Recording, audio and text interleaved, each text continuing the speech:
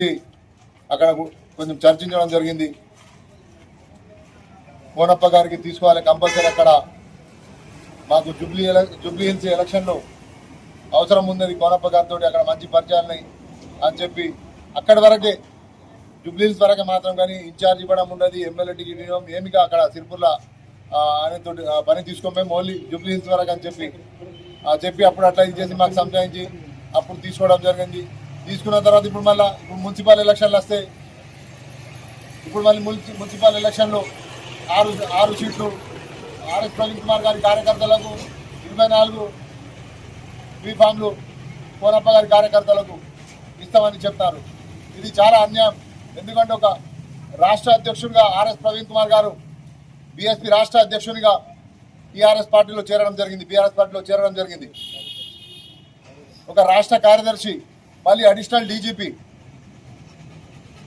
అతనికి 6 టికెట్లు ఇచ్చుడండి. ఇన్సల్ట్ చేస్తారు ఆర్ఎస్ ప్రవీణ్ కుమార్ గారికి. దయచేసి ఆర్ఎస్ ప్రవీణ్ కుమార్ సార్ గారు మీరు అర్థం చేసుకోండి. మీకు బీఆర్ఎస్ పార్టీలో ఎట్టి పరిస్థితుల్లో న్యాయం జరగదు. ఇప్పుడు వాడుకుంటారు, మళ్ళీ తర్వాత మీకు ఇబ్బంది పెడతారు.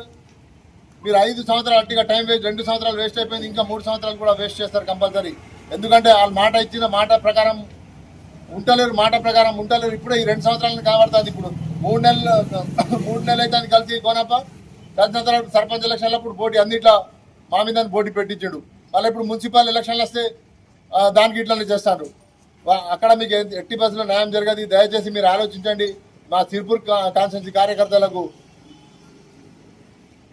నష్టం జరుగుతుంది, చాలా నష్టం జరుగుతుంది. ఎందుకంటే మీకు నమ్ముకొని చాలా మంది కార్యకర్తలు వచ్చిండ్రు. కోనప్పతోటి కొట్లాడి, కోనప్ప దౌర్జన్యాలతోటి విసుగు చెందే అప్పుడు బీఎస్పీ నుండి మీకు తెచ్చి ఇక్కడ దయాదండమని బతిమిలాడి తెచ్చి ఇక్కడ నిలబెట్టడం జరిగింది.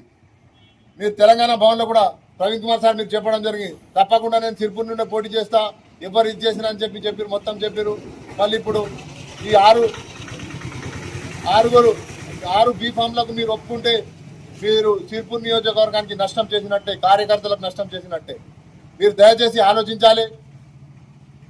ఆలోచించి కంపల్సరీ మా సిర్పూర్ నియోజకవర్గానికి కార్యకర్తలకు న్యాయం చేయండి. ఇప్పటికైనా సమయం దాటిపోలేదు.